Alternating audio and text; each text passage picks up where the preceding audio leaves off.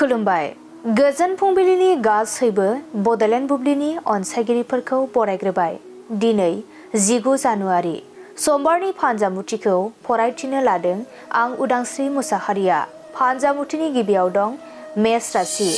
गावनि जिउखौ दैदेनलांनो मोजां खाबु मोनगोन। नखराव बयनिबो खुसि फैगोन। बृष राशि। इसोरनि फारसे फोथायनाय फैगोन। गुबुननि सायाव अनखांनाय फैगोन। मिथुन राशि। सोरजोंबा दावराव दावसि सोमजिनो हागौ। गाज्रि सान। कर्कट राशि। गोजान जायगायाव दावबायहैनो मोनगोन। रंजा खुसिजों साना बारलांगोन। सिंह राशि। लोगोथिनि गेजेराव गोरोबलायनाय फैगोन। मोजां सान जागोन। कन्या राशि। रांखावरिनि गोबां जारलायाव गोग्लैनो हागौ। मावनांगौ हाबाफोरखौ मावफुंना लानो हानाय नङा। तुला राशि।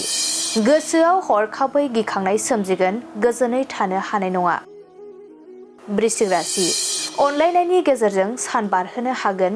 खुसिजों साना बारलांगोन। धनु राशि।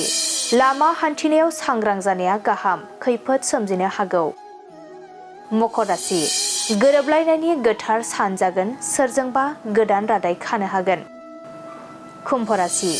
गावनि अहंखारावनो गिदिर खहा जानो हागौ। गोसोखौ जोबोरैनो दुखु मोनगोन। मीन राशि।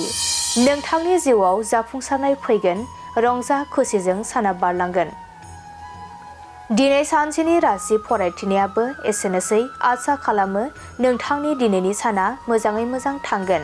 बेखौ बड'लेण्ड बुब्लि नखरनिफ्राय मिजिंथिबाय। गोजोन्थों।